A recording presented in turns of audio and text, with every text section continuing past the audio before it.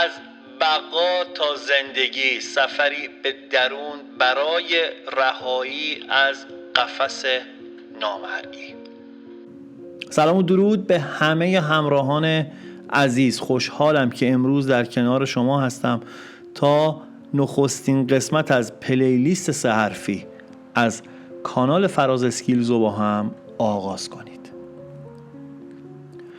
محتوایی که میشنوید با عشق و دقت و حساسیت فراوان توسط تیم تولید محتوای فراز اسکیلز تهیه، گردآوری و بازنویسی شده تا پاسخی باشه به نیازهای عمیق و پنهانی که بسیاری از ما در زندگی پرهیاهوی امروز با اون روبرو هستیم.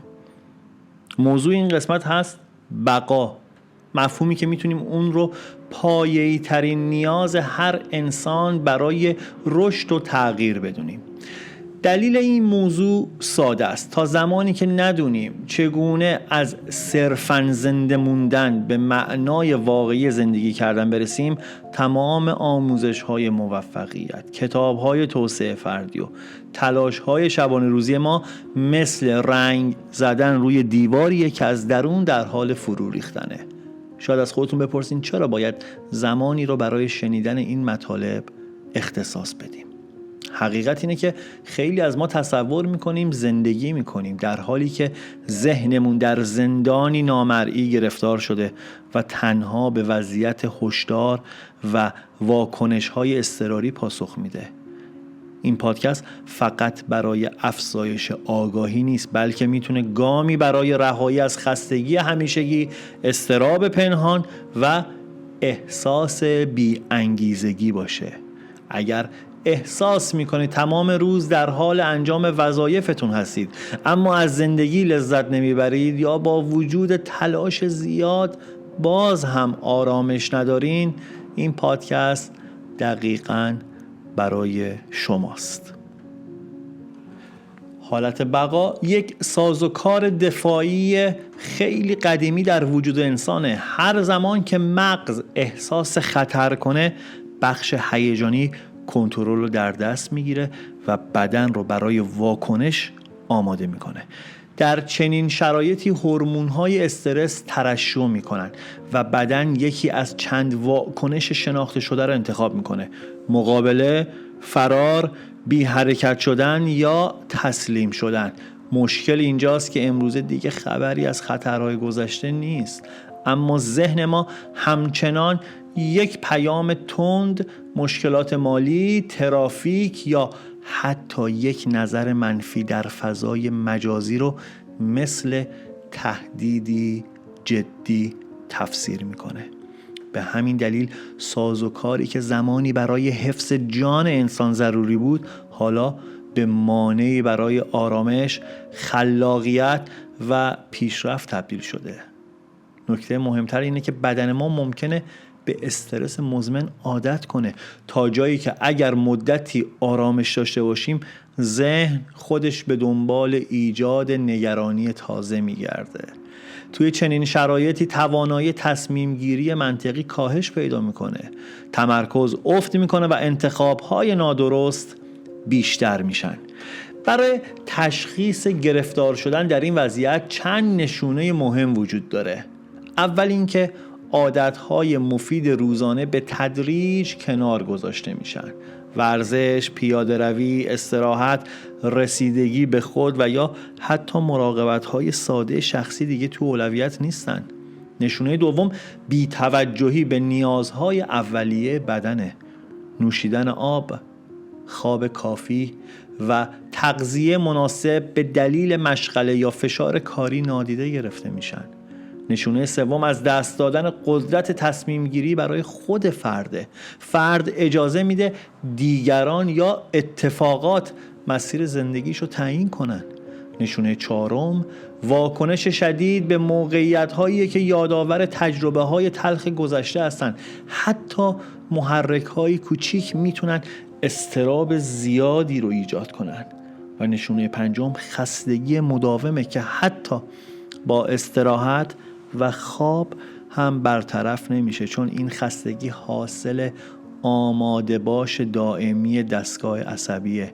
این نشونه ها تنبلی یا ضعف شخصیت نیستن، بلکه پیام هایی هستن که ذهن و بدن برای درخواست کمک ارسال میکنن.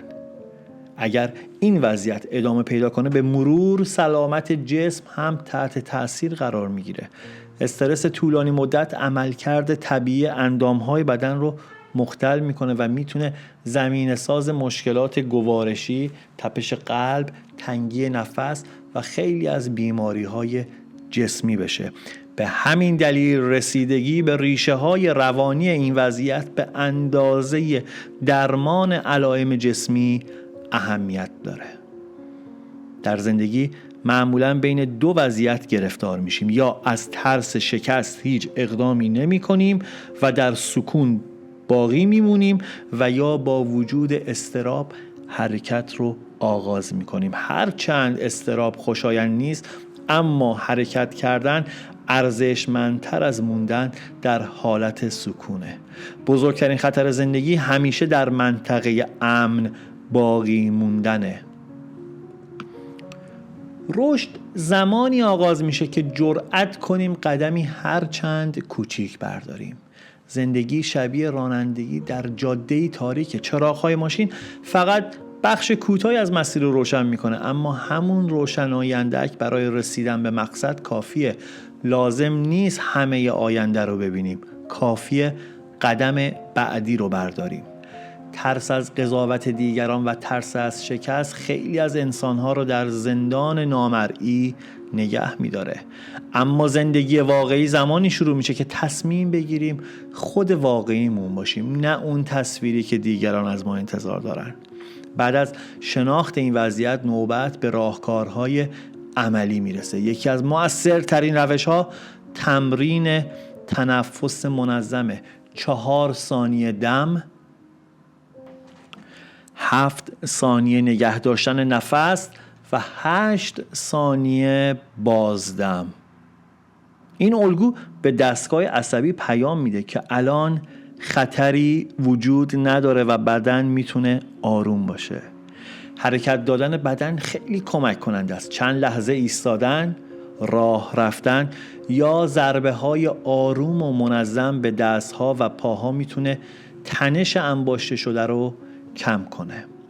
تصویرسازی ذهنی هم روش مؤثریه. کافیه برای 1 دقیقه چشمان خودتون رو ببندین و خودتون رو در محیطی آروم مثل ساحل یا جنگل تصور کنید. این کار به ذهن کمک میکنه احساس امنیت بیشتری داشته باشه. همچنین بهتره بین فعالیت‌های روزانه فاصله ایجاد کنیم و بدون وقفه از یک کار به سراغ کار بعدی نریم. این زمان کوتاه به دستگاه عصبی فرصت بازگشت به حالت آرامش رو میده. اما یک ابزار قدرتمندتر هم داریم و اون مدیتیشنه. مدیتیشن یک عمل لوکس برای آدم‌های بیکار یا بودایی نیست. این تمرین باعث میشه فعالیت ذهن از حالت پرتنش خارج بشه و فرد بتونه با تمرکز و آرامش بیشتری تصمیم بگیره. واقعیت اینه که در حالت بقا خلاقیت شکل نمیگیره. ذهنی که تمام انرژی خودشو صرف محافظت از خودش میکنه فرصتی برای خلق ایده های تازه، برنامه ریزی و یا پیشرفت نداره. رشد انسان نیز یک مسیر تدریجیه. هرچی از نگرانی‌های اولیه فاصله می‌گیریم، نگاه ما به زندگی گسترده تر میشه و آروم آروم توانایی همدلی، شناخت بهتر خود و درک عمیق‌تر جهان در ما شکل می‌گیره. البته نباید تصور کنیم که همیشه در بهترین وضعیت میمونیم. گاهی دوباره دچار اضطراب میشیم و یا احساس میکنیم به نقطه اول برگشتیم. این موضوع بخشی طبیعی از مسیر رشد، نه نشونه شکست. در پایان باید به خاطر داشته باشیم که دونستن این مطالب به تنهایی کافی نیست. تفاوت بین بقا و زندگی در عمل کردنه. گاهی فقط یک نه گفتن، یک نفس عمیق یا چند دقیقه استراحت آگاهانه میتونه آغاز تغییر باشه. اثر واقعی ما در جهان از لحظه شروع میشه که تصمیم میگیریم بزرگتر از ترس هامون زندگی کنیم و خود واقعیمون رو با تمام ضعف‌ها و زیبایی‌هاش بپذیریم. امیدوارم این پادکست بتونه چراغ کوچیکی در مسیر زندگی شما باشه و کمکتون کنه از زندان بقا فاصله بگیرید و به سوی زندگی آگاهانه حرکت کنید. تا دیداری دیگر، شاد، آرام و سرشار از زندگی باشید.